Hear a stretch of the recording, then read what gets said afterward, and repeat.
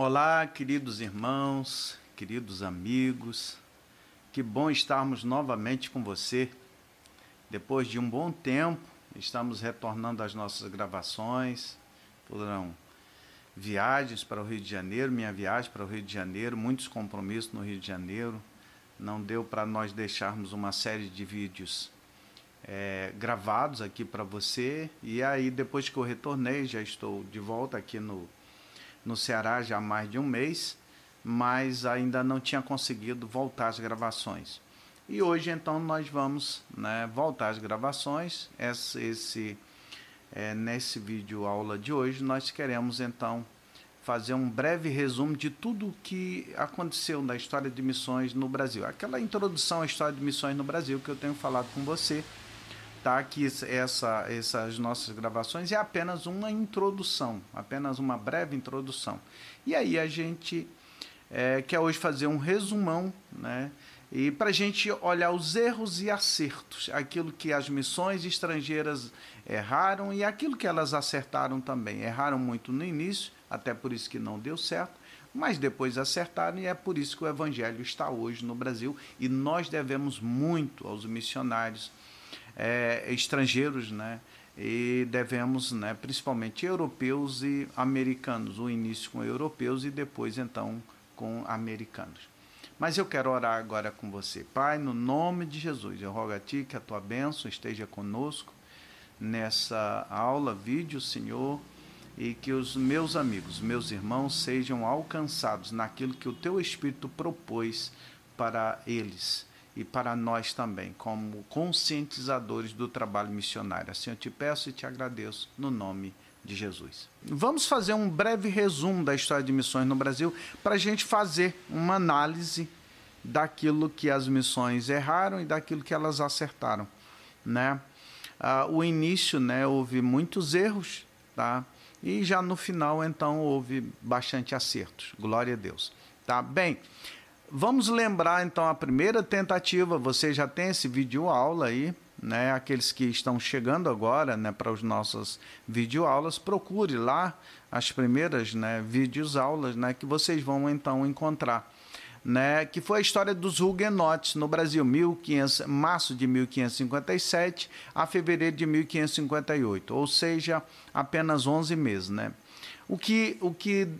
por que deu errado, por que não deu certo? Exatamente pelo fato deles terem vindo ao Brasil muito mais como uma fuga, tentando encontrar um novo país para viverem, visto que na França, então, existia a perseguição. Lembrando, os huguenotes eram franceses, então, que vieram para o Brasil procurar uma nova vida no Brasil e, com isso, então, trazer também o Evangelho de Fé Reformada ao Brasil, 1557. Ou seja, eles não vieram especificamente com uma tarefa missionária, porém vieram para fugir. Então, o que eu quero falar com você, missões não é fuga. Não pense que vou fugir do trabalho local, fugir da minha igreja, fugir da minha família, escapar, vou por aqui. Na época deles era por causa da perseguição na França, mas mesmo assim não deu certo, durou 11 meses, deu tudo errado, Você que não viu então os nossos vídeos sobre os huguenotes, então procure aí nessa série que você vai então encontrar então o vídeo sobre os huguenotes. Aí você vai entender o que eu estou falando aqui. Então, primeira tentativa, 1557 a 1558, 11 meses, março de 1557 a fevereiro de 1558, não deu certo exatamente por causa disso. Foi uma tentativa de achar um novo mundo para viver. Não era, na realidade, uma tentativa de inserir o Evangelho, anunciar o Evangelho no Brasil, apesar de que eles iriam aproveitar e fazer, então, um trabalho missionário, como eles tentaram fazer, mas terminou já em uma tragédia, onde foram mortos no Rio de Janeiro os 3 primeiros cristãos de fé reformada aí na escola naval aí no Rio de Janeiro, entendeu? Ali perto do aeroporto Santos Dumont, tá? Ali naquela parte que fica para dentro do mar, aí você que é do Rio de Janeiro conhece bem. Escola Naval, Colégio Naval, eu nunca lembro direito, Aí. Bem, esse foi o primeiro problema, A segunda tentativa, foi com os holandeses, lembrando, 1621 foi fundado, né? Eu digo que foi o primeiro programa de parceria público-privada, né? As PPIs, que a gente fala tanto dos governos hoje, na época foi fundado na Holanda. Era uma parceria entre os empresários, entre os grandes senhores, né, da época, né, e com, né, o governo holandês, né, para então investir no comércio em outras regiões. Daí o nome era Companhia das Índias Ocidentais, tá? E em 1621 foi fundado, né, essa companhia. Em 1625 vieram à Bahia, em Salvador, na Bahia, tentaram, né, invadir, na realidade, ali. Eles ainda passaram um ano, mais ou menos, quase um ano, ali em Salvador, mas não deu certo. Por quê? Era, na realidade, o governo holandês, junto com esses senhores ricos, né, que eles, então, digamos, tinham essa companhia, né, em parceria com o governo, e, então, tinha um objetivo comercial, tinha um objetivo de comercializar vários produtos e tal. Lembrando, né, só para lembrar para você, tá, que a Holanda era um país de fé reformada na época. A reforma aconteceu em 1517, começou, e a Holanda foi logo um dos países, então, que encampou a reforma e então passou a fazer parte da igreja holandesa, inclusive passou a ser chamada Igreja Reformada Holandesa.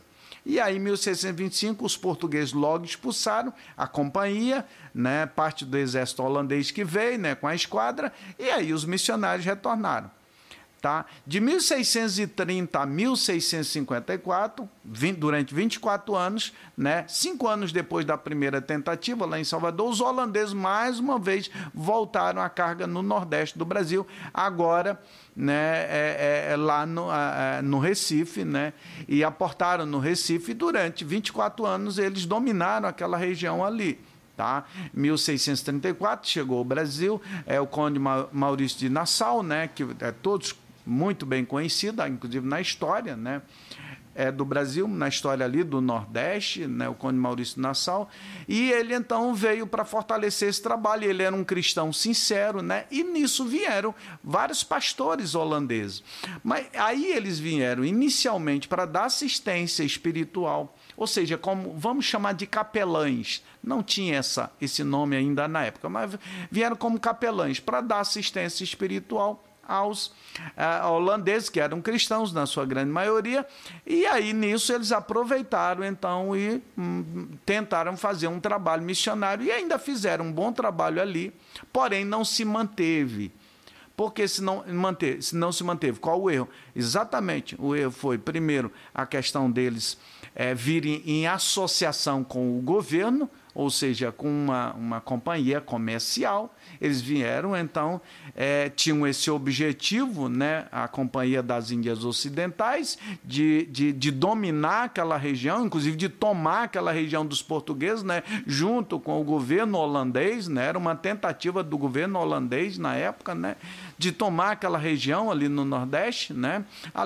Ali não, eu estou falando ali como que eu esteja no Rio de Janeiro, é aqui mesmo, né? Porque eu estou aqui no interior do Ceará, né? Então, começando pelo Recife, Paraíba, Rio Grande do Norte, chegou até o Ceará esse trabalho. Eles ainda chegaram a ter cerca de 22 congregações ali nesses 24 anos. Porém, os portugueses, né, vieram e expulsaram os holandeses daqui, expulsaram o exército holandês, expulsaram, né, entendeu, toda a companhia holandesa, né, e os pastores holandeses que vieram, então, eles então foram expulsos também. Ou seja, né, qual o erro? O erro foi essa associação, mais uma vez, igreja e Estado, né? Então, o Estado chegou, missões chegou, e não funciona assim. Missões, igreja e Estado, você já conhece o meu pensamento, igreja e Estado têm que caminhar separado. Tá? Não tem como a gente dizer que a gente não precisa da política, a gente precisa, aliás, todo setor da vida existe um sistema político, que é o sistema administrativo, inclusive na própria igreja, existe um sistema político. Porém, igreja e Estado têm que caminhar separados. Igreja é igreja, Estado é Estado. Não dá certo. E porque eles vieram associados ao Estado. Aí, quando os portugueses expulsaram, os holandeses então saíram, e então saíram os pastores, né, holandeses. E eles erraram em um outro ponto, foi não prepararem líderes locais para assumirem se eles tivessem que sair. Eles sabiam que a qualquer momento podia acontecer isso. Porém, eles não prepararam líderes locais, líderes que a gente chama líderes autóctones. Vocês já conhecem bem essa palavra, é líder nacional, daquela cultura, né, que fala aquela língua, né, ou seja, daquela cultura, né. Então, eles não prepararam líderes autóctones, não tinham igrejas, digamos assim, totalmente autóctones, sem a presença estrangeira. Eles tiveram tempo, foi 24 anos, eles tiveram tempo, tá? Mas eles erraram nisso aí, lógico. Eles ainda não entendiam bem como o trabalho missionário deveria ser desenvolvido. Tá? E aí, 1654, os portugueses expulsaram os holandeses, então acabou o trabalho, então, entendeu? Nas aldeias e em toda a região. Tá? Então, houve esses erros, né? Porém, entendeu? Eles beneficiaram muito, né? Inclusive os holandeses tratavam muito bem os locais, os índios locais, né? Existem relatos antigos, né, de que os índios gostavam muito mais dos holandeses do que dos portugueses, porque eles tratavam bem os índios, eles davam liberdade, eles não exigiam, né, de que os índios, né, digamos, fossem cristãos, eles não exigiam. Mas aí eles foram, né, embora, acabou o trabalho. Aí nós tivemos aí basicamente 2 séculos, né, entre 1600 até o início do século XIX, 1800 e pouco, que nós tivemos uma ausência quase que completa de tentativas da evangelização no Brasil. Só em 1808, com a chegada da família real ao Brasil, e você também tem vídeo sobre isso, nós não vamos falar sobre isso, é que houve a abertura comercial para o estrangeiro, né, para os ingleses principalmente, inicialmente, mas para europeus também houve essa abertura comercial.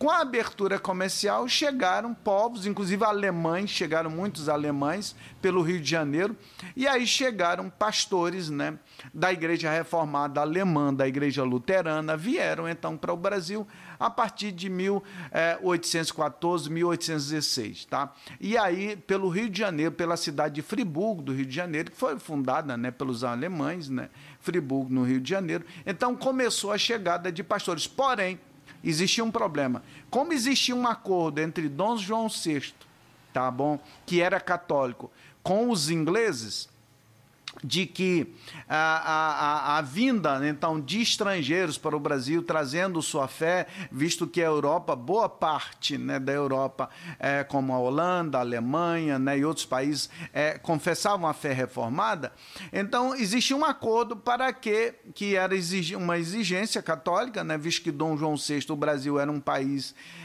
de fé católica, né? O Estado era católico, então existia um acordo que eles poderiam vir trazer sua religião, porém, eles deveriam, então, efetuar suas reuniões na língua original deles, ou seja, os alemães vieram, então, falando alemão.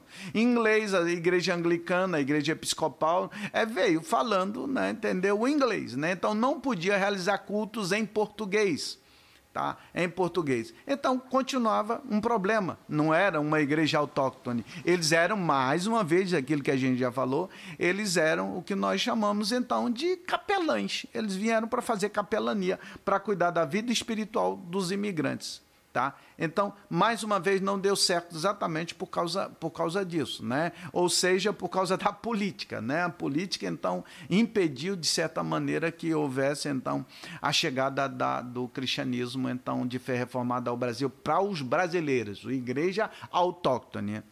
Porém, em 1835, chegou um pastor metodista, e esse pastor, então, viu a necessidade de evangelização do Brasil, retornou para a América, e lá ele pediu, então, que então a missão metodista enviasse missionários para o Brasil. Houve a primeira tentativa, 1836, chegou, entendeu, ao Brasil o reverendo Justin Spalding, tá bom, aí então começou um trabalho, aí veio Daniel Parriskider com a sua esposa e tal, e ainda começaram, aí no Rio de Janeiro, começaram um trabalho, inclusive na Rua do Lavradio, em um sobrado, aí tinha uma casa aí, entendeu? Tinha um sobrado onde realizaram muitas reuniões, chegaram a realizar muitas reuniões, inclusive até a escola bíblica dominical realizaram aí no Rio de Janeiro.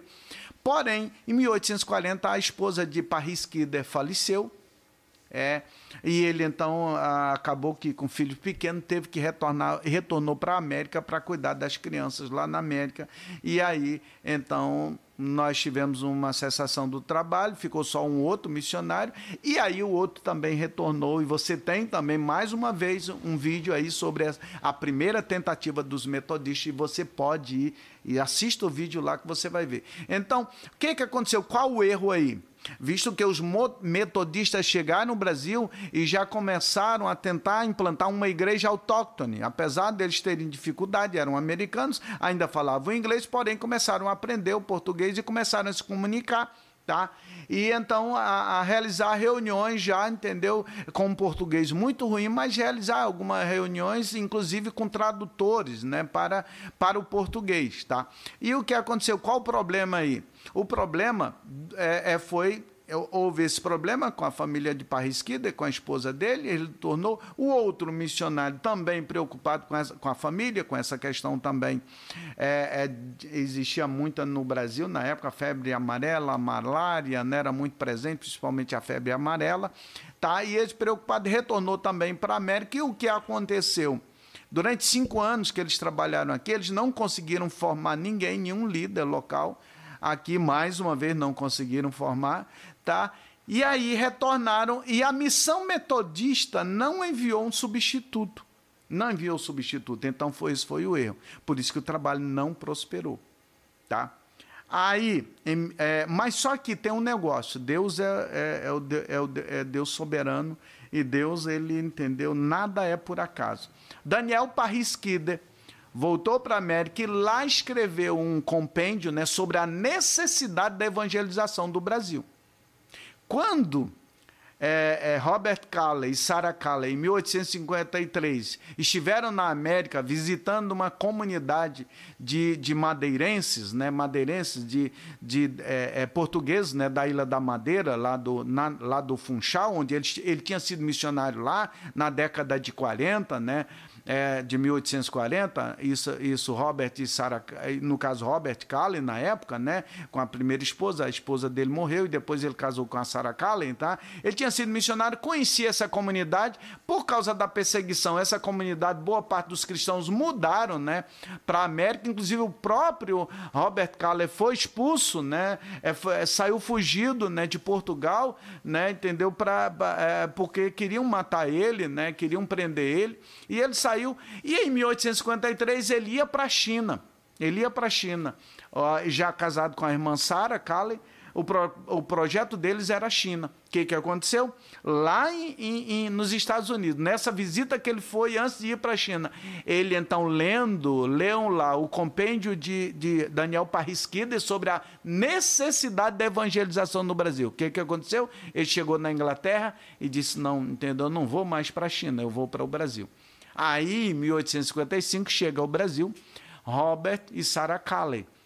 E aí fundam, então, a primeira igreja autóctone no Brasil. Você veja, queridos, o período, nós podemos dizer assim, que quase 4 séculos de tentativas, né? A primeira tentativa, os huguenotes, né, franceses, 1857. Tá? Quase não, 4 séculos. 4 séculos exatamente, 400 anos de tentativas, e o evangelho de fé reformada não tinha chegado e ficado no Brasil. Aí quando Robert Calley, que era escocês, né, com a irmã Sarah Calley, chegaram ao Brasil, então em 1855, ele era médico, então aí ele implantou o Evangelho de Fé Reformada no Brasil e fundou uma igreja autóctone no Brasil, chamada Igreja Evangélica Fluminense. Ele fundou uma igreja no Brasil para brasileiros, na cultura brasileira para brasileiros, né? E logo passou a treinar líderes, pastores pessoas se converteram, pastores foram formados e logo então ele foi transferindo o trabalho. Quando ele retornou então para a Escócia, ele já tinha deixado uma liderança em cerca de 20 anos, mais ou menos, ele deixou uma boa liderança, né, preparada no Brasil para assumir o lugar dele, tá? Mais tarde essa igreja, né, no final do século XIX, início do século XX, essa igreja foi então anexada à Igreja Evangélica Congregacional no Brasil, que já estava no Brasil na época, a Igreja Congregacional, e aí esse grupo de igrejas que já tinha no Rio de Janeiro, principalmente, onde começou, em outras regiões do Brasil, já tinha, então foi anexada então à Igreja Congregacional. Nesse sentido, nós podemos dizer que é a primeira igreja evangélica autóctone no Brasil, igreja na cultura para aquela cultura, tá?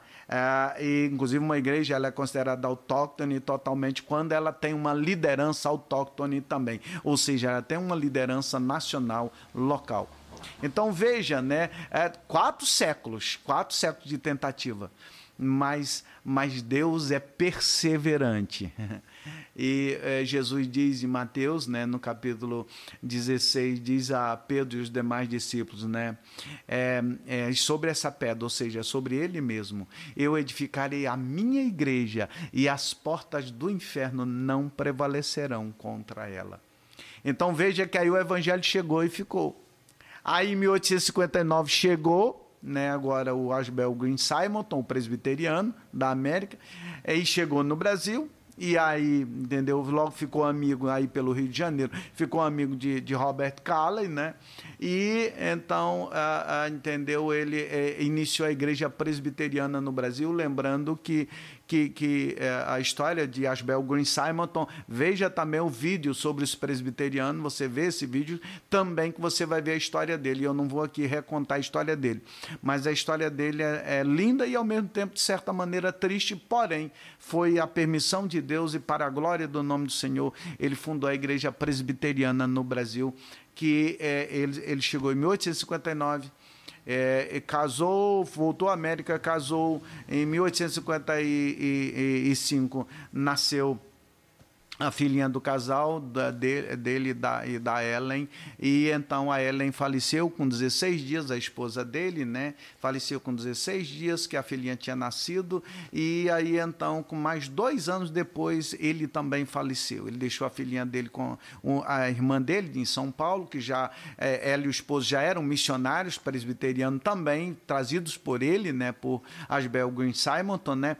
E aí a igreja já estava aprendendo o valor do trabalho missionário, o que era fazer o trabalho missionário. A igreja americana enviava, a associação missionária de lá enviava, as igrejas mantinham financeiramente, enviavam, né, e mantinham comunicação, né, orientação sobre o trabalho. Então a igreja estava aprendendo como implantar uma igreja autóctone aqui no Brasil.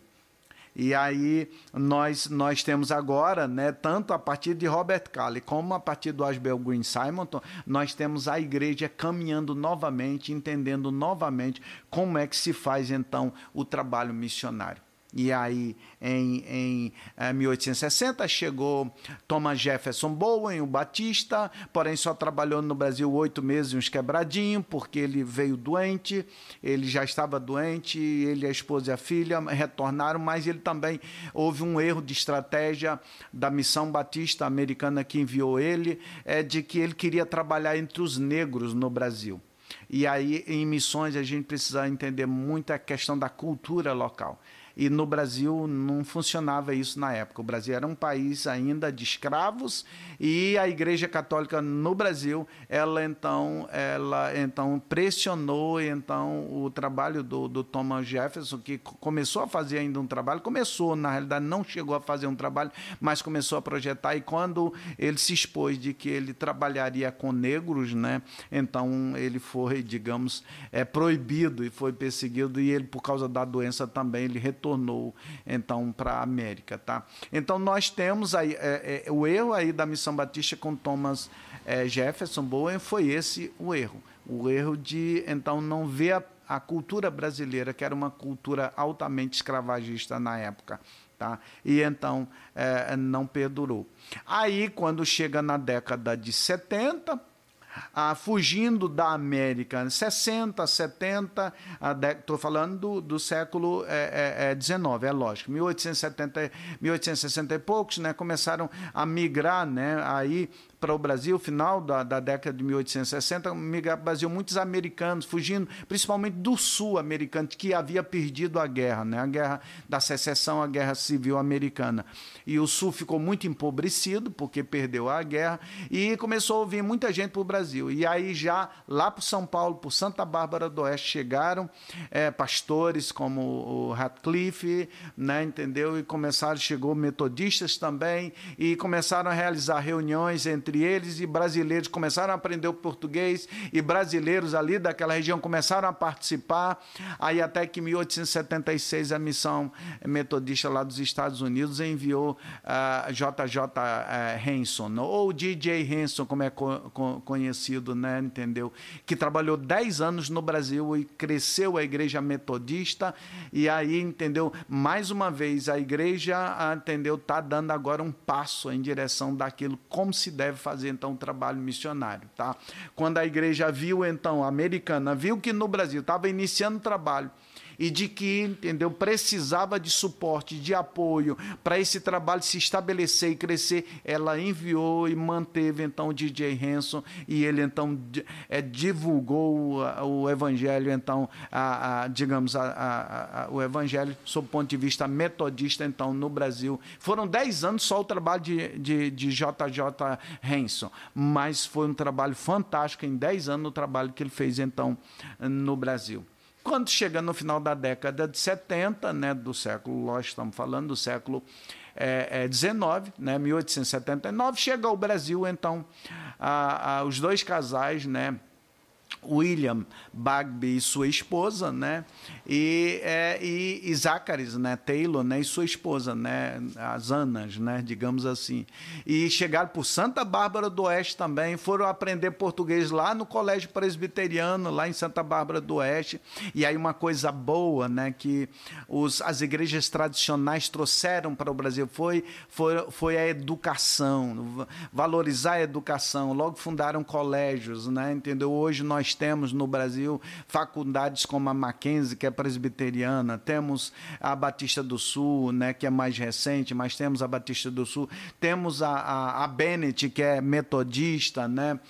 Então foi coisa muito importante. E esses dois casais batistas, né, aprenderam então português lá em Santa Bárbara do Oeste, e de lá então eles vieram, foram para Salvador em 1882, fundaram a primeira igreja batista então no Brasil, a igreja em Salvador. Tá? E aí o evangelho começa então a crescer e se expandir no Brasil, até em que em 1910 chegam o casal de pentecostais, né? Não o casal, desculpem, né? Mas os dois irmãos, né, pentecostais, né? O Gunnar Wingre e o Daniel Berg, os dois irmãos, né, chegaram, dois irmãos em Cristo, chegaram no Brasil, e eles então começaram o que nós temos hoje, a Assembleia de Deus Brasileira. Tá? Então, aí a igreja já tinha aprendido, né, de que o evangelho ele deve ser transmitido, né, entendeu, para aquela cultura,